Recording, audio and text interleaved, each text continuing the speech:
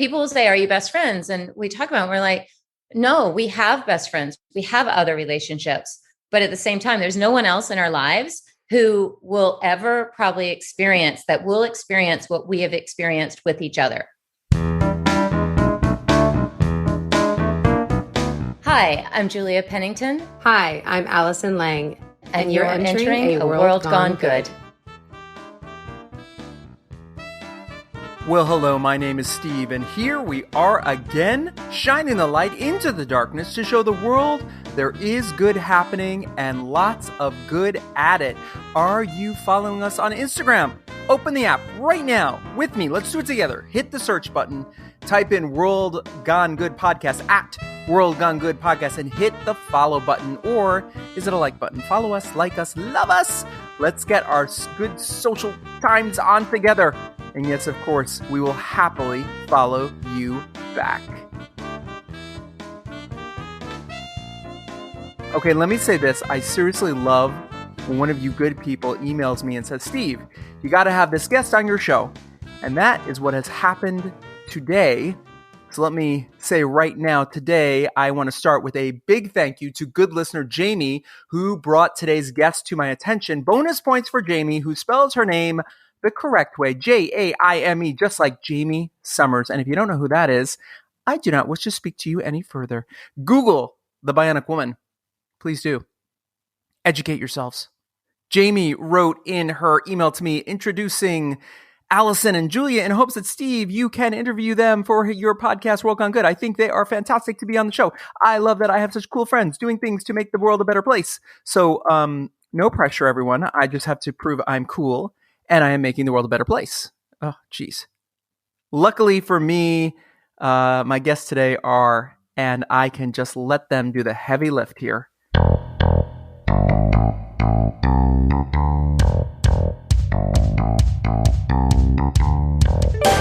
Allison Lange and Julia Pennington are the animal rescuing super duo behind Hera The Dog Vodka. Go ahead and process what I just said while the music plays, and then we're going to kick into our good chat.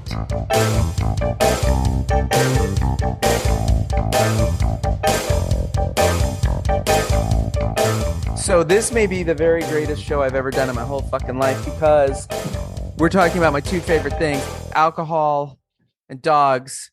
But this will be the greatest show of my life if we just added in the Hallmark Christmas movies that I could just have a dog in my lap with alcohol in my hand. You two, we're going to start here. Allison, I want to start here with you. What was your first animal pet growing up, and what was it named? My first animal growing up was a little tabby cat named Templeton, and we named her Templeton. Actually, it was a him. We named him Templeton because after the little rat in Charlotte's Web. And I watched that movie as a kid. And it's also one big reason why I'm vegan. Julia, what was your first pet growing up? My first pet growing up was this little cat named Calico, who, happened to be a calico cat.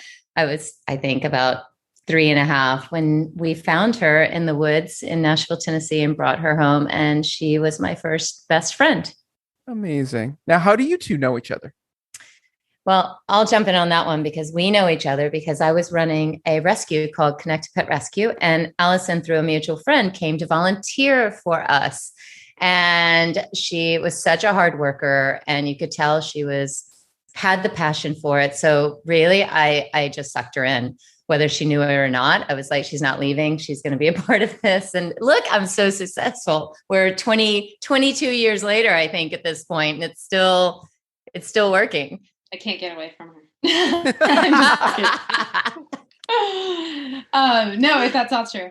I jumped in and we got along real well, and we kind of had the same, love of animals, and we were really good at catching dogs and cats together. So we have, I don't know, countless crazy stories about like really early mornings and climbing into warehouse yards and pipe yards, catching and trapping dogs. And, I guess in my 20s, like, that was my thing. It made sense. It made sense.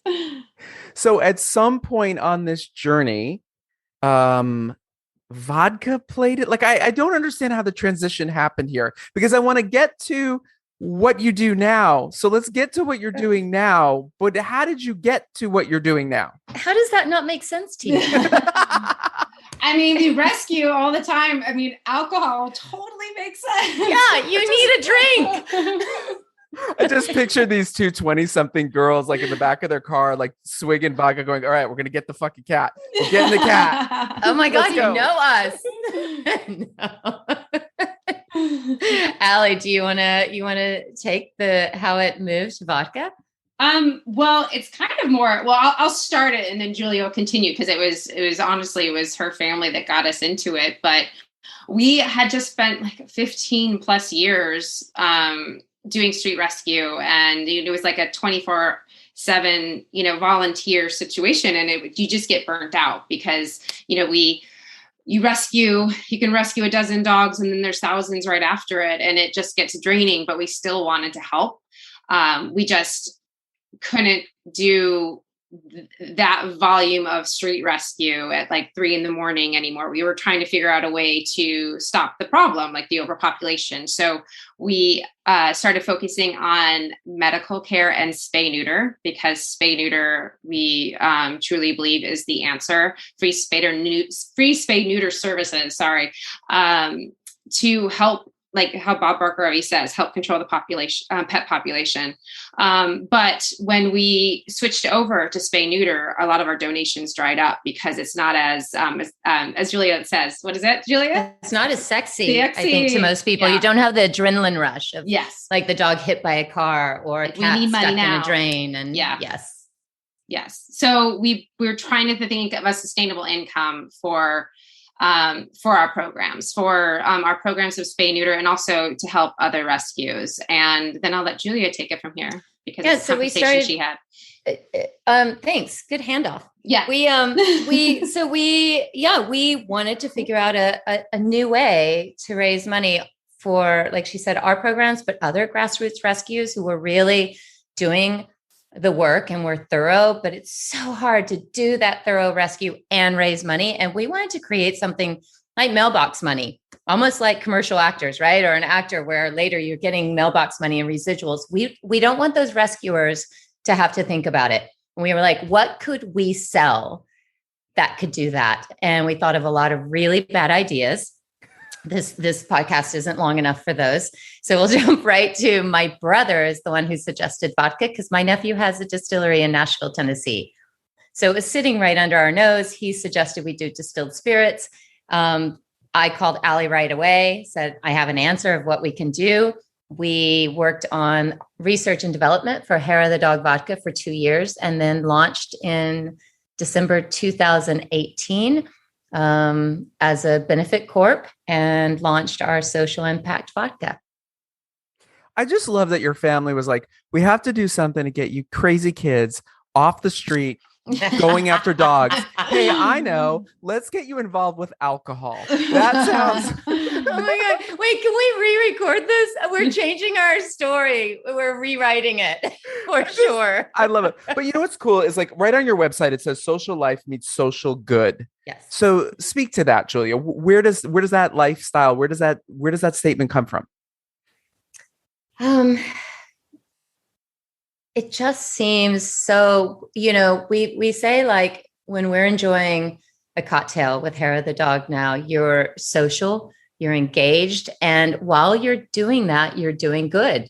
So it's a really straightforward thing. You can pour that martini, you can sit with your friends, and while you're enjoying that time together, or alone sitting with your dog watching a Hallmark movie, you're saving lives. And you didn't just do this overnight. You had to have done some sort of, did you get a crash course? Did you guys go to, where did you say your nephew is?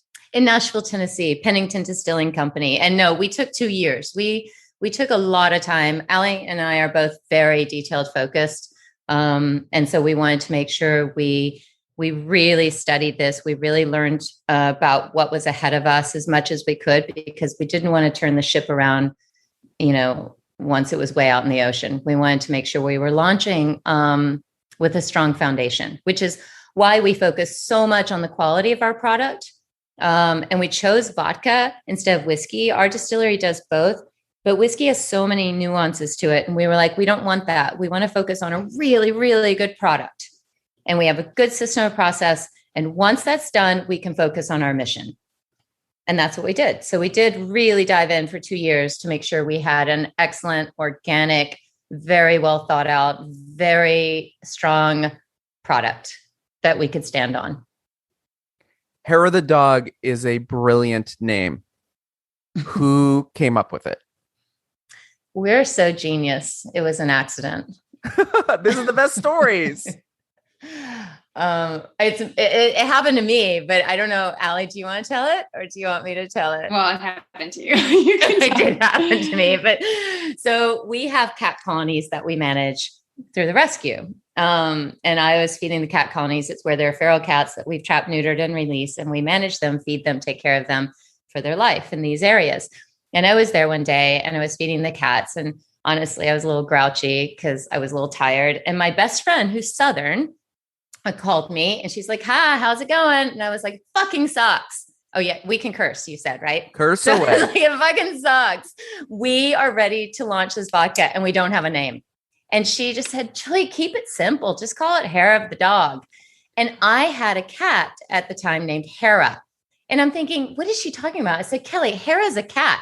She said, no, Hera the Dog. And I said, Hera's a cat. She said, Hera the Dog. I'm like, oh my God, Kelly, Hera is a cat. And she goes, oh my God, Julia, hair of the dog that bit you. And as soon as she said it, I was like, oh my God, we have a name. It's brilliant. Now you are an award-winning vodka distillery. Allison, what awards have you won? What did you go to the awards wearing? Did the dogs get to go to the awards?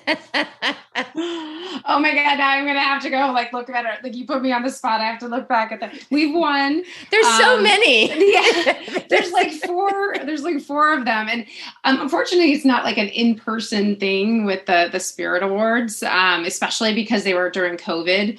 Unfortunately, we launched in December 2018. We had a great 2019, and then 2020 hit, and it was, COVID and inside, and it was a tough year with that. But we actually, so we won the Consumer Choice Awards at the SIP Awards in 2020. We won a gold medal at the SIP Awards in 2020, and then we won the Bartender Spirit Award, a gold medal in 2020 as well. We also won a gold medal at the SIP Awards in 2019. So we've got four gold medals, three gold medals and a Consumer Choice Award. So we were chosen at the SIP Award as the consumer's choice in vodka. They're smart people over there. You honestly, there are Olympians out there, and you can be like, we have a gold medal in alcohol, so we win. But let me ask you this: when you win an award like that, because I'm curious right now, how do you find out you won? They post it. Okay. They send emails and they post it. Okay. And then we do have a gold medal. Like, we were an Olympian, one of those that we can probably put around our neck. I think it's for the bottle, but I wouldn't be surprised if Julie and I wear it around every once in a while. Are you wearing them right now, Allie? Yeah, I should be, right? Let's just go on and say Can we do are. a Zoom video? I will take a photo of myself drinking your vodka with a dog watching a Hallmark movie if you take a photo of yourself wearing the medal that's supposed to go around the bottle. And then I need the bottle to have the bottle has to have a really sad face, wah wah. There's a lot going on for you. You're running a vodka company and you're still running a nonprofit rescue. 2 nonprofits. Wow. Allison, do you want Yeah, I was going to jump in. She beats me to that all the time. I learned to be quiet. Just let her go. She's good at talking and doing this. But yes, we have A Dog's Life, which is still going. And it's been around since, that A Dog's Life, we started with a Connect to Pet, and then we started A Dog's Life in 2005, just Julie and I. And then with Hera, we have the Animal Spirits Foundation, and that's the foundation that gives the grants to rescues from the sale, the donations raised from Hera. So it's the entity, the nonprofit entity that is kind of partnered with our for-profit company, but it's separate. And every time we sell a bottle of Hera in Los Angeles, the company donates to the Animal Spirits Foundation. And from the Animal Spirits Foundation, we give grants to local rescues to Los Angeles. But when we sell Hera in San Diego, everything raised from those bottle sales goes to rescues in San Diego. And that's going to be as we grow, like we're in Vegas, so everything raised, all the donations raised from bottle sales, and also through the restaurant cocktails, which we can get more in. All those funds go to Las Vegas rescues. And that's through the Animal Spirits Foundation. So there's just a lot of moving parts that we're always trying to manage. And it's just Julie and I, so it gets a little crazy. That does sound totally crazy, because I've run my own business before and I've also volunteered. It's two different mindsets. And we kind of run the business, though, with the nonprofit some. We have to remind ourselves. But yeah, because we come from the nonprofit world. So it was like a big thing. Like if initially with even our for-profit, we were like, we can give 100% of everything away. Like 100% of profits we're going to give away. And of course, then like investors and people are like, no, you can't give up. Your company needs to survive. You need to eat, like that's not possible. So we kind of have that mentality that we want to give as much as possible. So our goal is 50% of profits. That's amazing. Yeah. And I think that our nonprofit, when you say that they're very different, they are, but they're not. I think a lot of problems with a lot of nonprofits, including when we were doing more into Dog's Life, is not running it enough like a business sometimes, and that kind of structure. And then businesses certainly not having that element of giving to them. And so I do feel like we have this beautiful hybrid that we create. And we also, with Hera the Dog, with the business of the vodka, we are so careful with every dollar, because we have such a long history as a nonprofit in the nonprofit world. We do know how to make a dollar stretch really far, which I think for a bootstrapping company has really, really served us. And we're very, really fearless as well. And, as an entrepreneur, you can have 3 times a day, everything's falling apart. And then 6 times a day, it's the best thing ever, right? And you're succeeding because it's just up and down and this crazy roller coaster a lot of days. But we take a breath and we say, nothing is dying. Because in rescue's so serious. This is alcohol. It is so fun. And we're just moving forward to make a difference. And so it's perspective, right? About that. And I think, I think coming from that world, we have that perspective that's really healthy. And you have control over it, where you don't have as much control in the rescue world. Right. Of what's going to even happen in 5 minutes from now, right? Like, yep. How many stories of like, we found another dog. Oh my God, she just had puppies. Like if I see that video one more fucking time, I'm like, don't pick that dog up. That I can tell by the nipples on that dog, you're gonna have puppies. She had puppies. The holidays are coming. You have these To the Rescue cocktail kits that you feature. Is this, are we going holiday themed for any of this? Oh, yes. Talk to me about that. Well, we have 3. So, during COVID, we were such a small company. We were only a year old. So we needed to figure out a way to kind of get ourselves back out there, get Hera out there. But we also were seeing a lot of rescues that we love struggling to raise funds. So we were not able to have in-person fundraisers. We came up with the idea of doing cocktail kits with 100% of the profits going to the rescues. And we vet all of the rescues we work with, because we, want to make sure that they're doing what they're saying they're doing for the animals, and the money is going to help the animals. So the first year, Julie, we have like 9 or 10 rescues on the list. And when people buy a kit at checkout, they get to choose which rescue they want. The donations raised by their purchase, they can choose which rescue they want it to go to. Oh, that's cool. That's cool. Yeah. And that stays in their area, right? Well, it does in their area. It's usually the rescue kind of like blasts it out to their supporters, and then so they can support the rescue that they know. So it tends to be kind of in their area, but also there's people that just know about the kits and they can choose any of the rescues. Like we have rescues that are. By the way, I don't know if we've mentioned we do wildlife. We do wildlife, farm sanctuaries, and companion animals. So there's a wide range of animal sanctuaries and rescues and organizations that people can choose from. So they can choose whatever they want. And I always did this before when I used to always buy Christmas presents or presents for people. I try to do something that kind of gives back. So this was just something that really made sense to us because it's the world we're going. And so to buy gifts that actually gives back seems like kind of like the best feeling to do for the holidays. And yeah, so it's $100. I mean, 100% of the profits goes to the rescues. And the first year was a huge success. So we did it in the second year. And we doubled the sale of the kits the first year and our second year. So we're hoping to triple that this year. And there's 3 kits. And Julie, you want to talk about the different kits? Because I just talked for a long time. Sure. Each year we change them, except one has stayed the same because it's just so tried and true and a classic. So we have a dirty martini kit. With Hera the Dog, you get a full bottle of Hera the Dog. And then we work with Dirty Sue, which is an amazing olive and olive juice company. The founder of Dirty Sue has rescue dogs with his wife, and their brand ambassador has an amazing rescue dog. So they're friends of ours as well since starting Hera.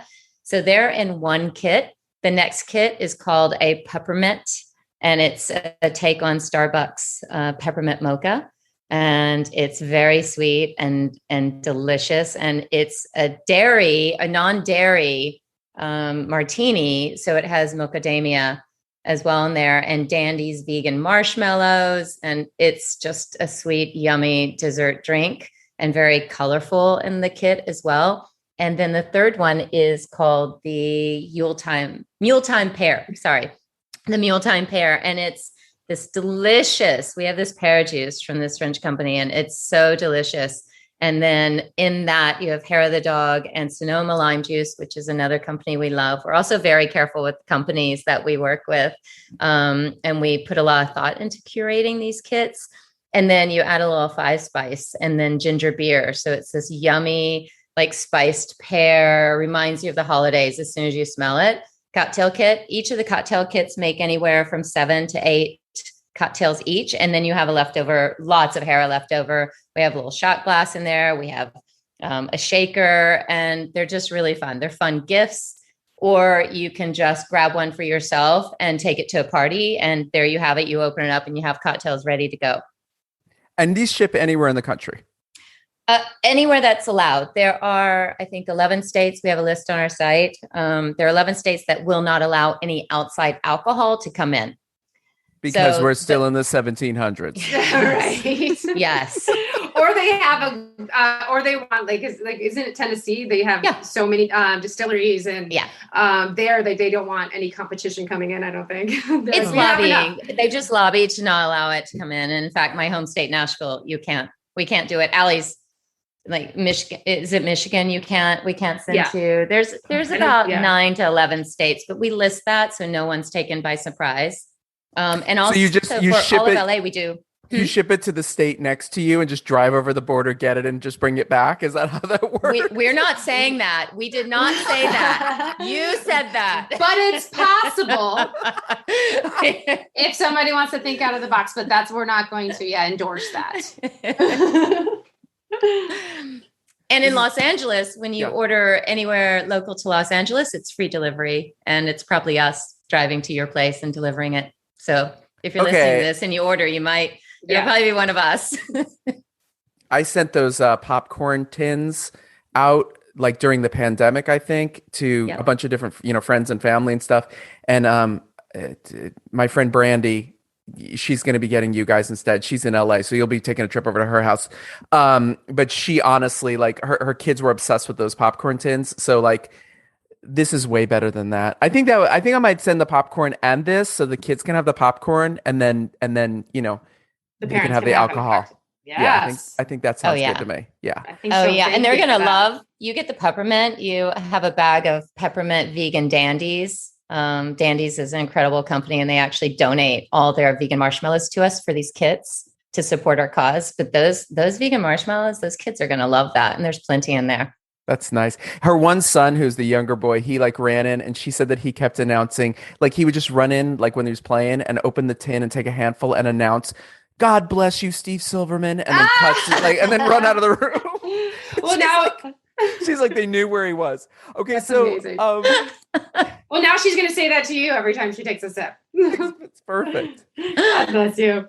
Well, let me ask you this. How has your friendship changed, Allison, with Julia? And Julia, how has your friendship changed with Allison back and forth as you've become on this journey and moved forward? Oh my God. I mean, it's so weird. Like, I don't remember not knowing Julia at this point in my life because I met her so long ago. I mean, I think we've just, it's evolved. Like we've been partners. It's like family sometimes. And now, I mean, business partners, there's so many like entities of it. So I think that it's grown in a lot of ways. But it's more than just one thing. Like I can't say, oh yeah, she's just my friend, but she's also my business partner. But also like, we're like, I mean, I feel like a sister sometimes. I don't know. It's like this more complex and it's, we've gotten to know a lot about each other over these years. So we kind of just know who we are. And in rescue, it was something we had to learn in business. And I think sometimes we're still learning it. In rescue, we knew because we worked together for so long and we really understood animals. Like what our strengths were. Like Julia was really good at medical. I liked like working with the animals and rehabbing like behaviorally. So not that either one of us didn't handle the other, but it was like I was really comfortable introducing animals and dogs and working on that. So we just had certain strong suits.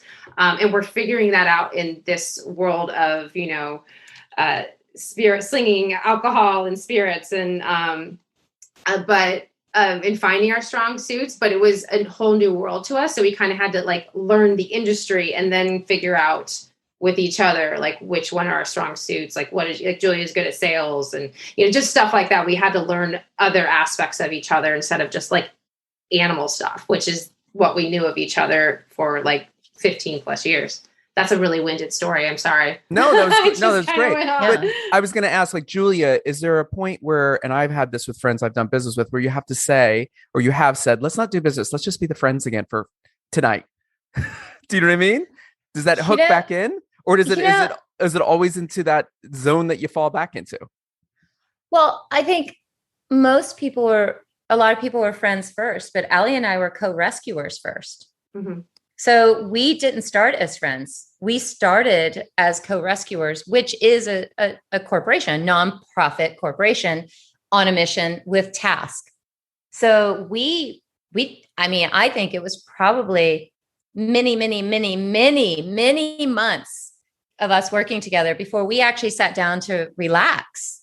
And I think because of rescue, there's very few moments where you do actually leave that outside the door because it's always present. Mm-hmm. So as Allie said, it is a different kind of relationship.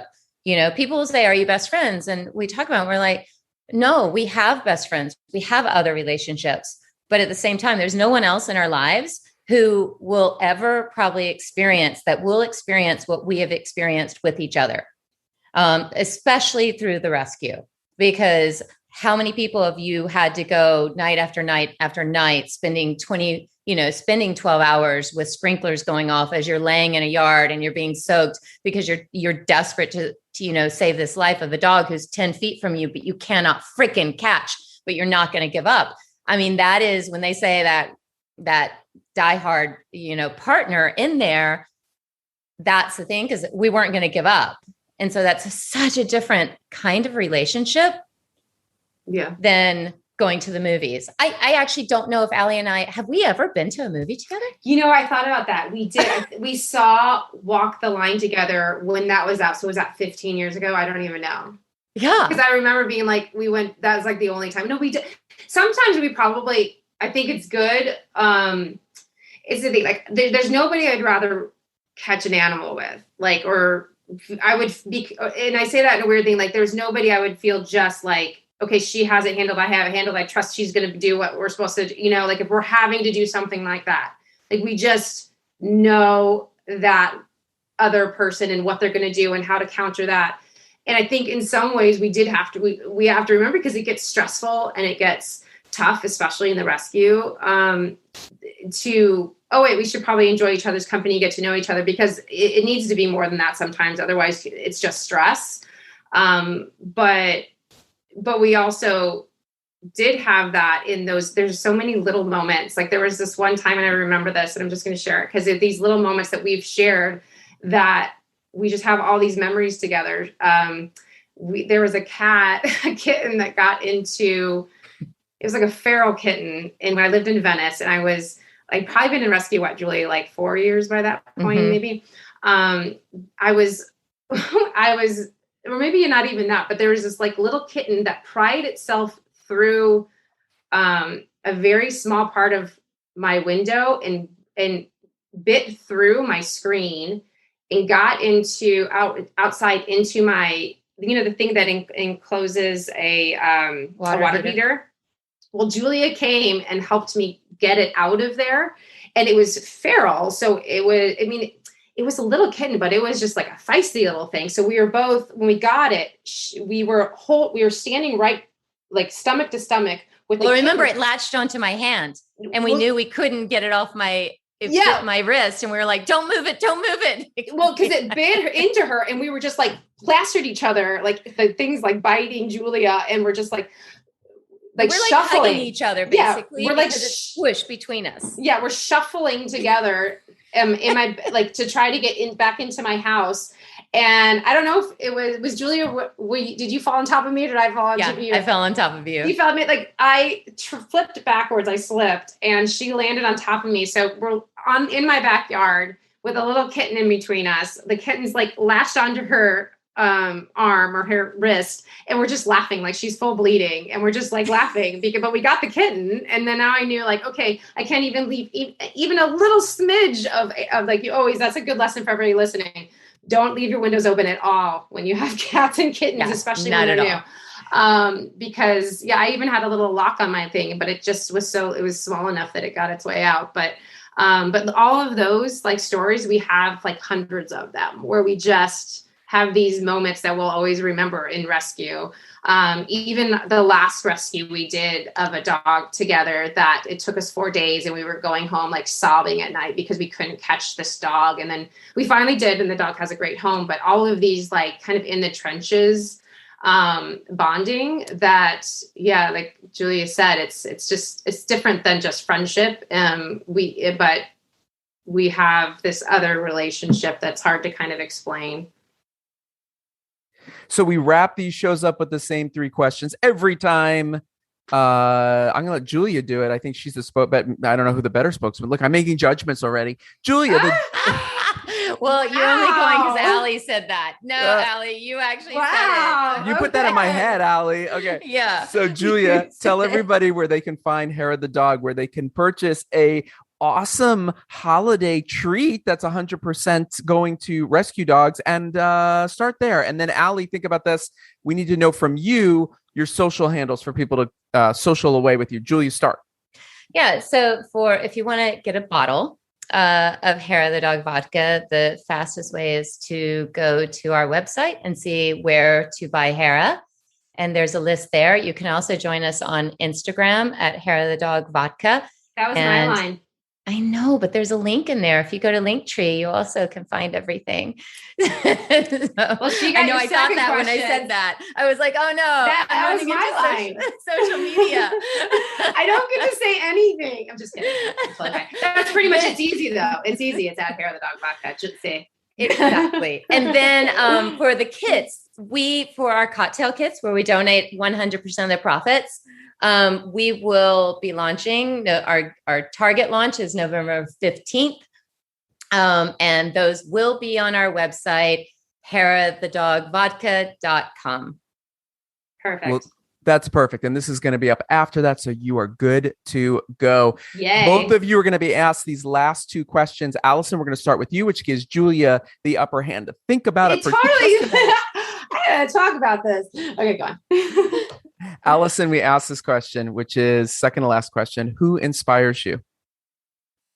Who inspires me? Right now, my daughter does. My 4.5-year-old daughter inspires me. Just her energy and her curiosity and her love of everyone. She's very social. She loves everyone. She loves animals. And I just want to, it kind of reminds me to find every little fun thing in life and kind of be a kid every once in a while. And I also want to make the world better for her. Julia, who inspires you? I knew this was coming, and I was thinking about this, but especially with what we're doing now, I'd have to say my dad. My dad was a doctor, but he was a philanthropist, and he started the first nonprofit donor-supported hospital in Nashville, Tennessee. And he always just said, have faith and keep moving forward, no matter when the obstacles came at you. And I think about, he is no longer with us. He is deceased, but I think his voice comes into my head so many times every single day in that cheerleading of we can do this, because what we're doing with Hera is not usual. No one else is donating as much. You know, they don't have this huge goal that we have. And there can be some naysayers, and we keep faith because we know we can make a difference doing this. We know it. I had a guest on named Kate, and she is a big TikToker. She's a girl with a microphone. And when I asked her this question, she said her dad too. And it's funny because my father passed away a couple of years ago. So she coined the phrase, the Dead Dad Club.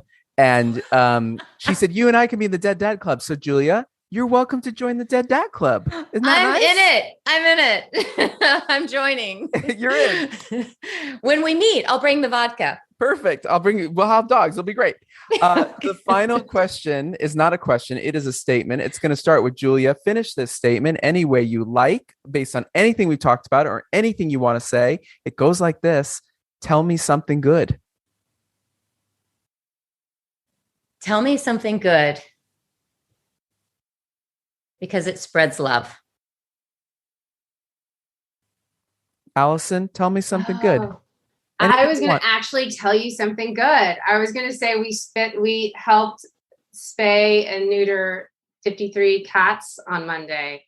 That's what I thought.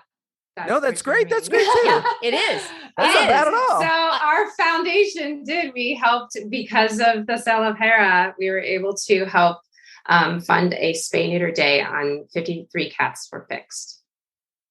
That's so good. And actually just stayed vaccinated, and got flea control and everything. So they were taken care of on Monday, which is amazing.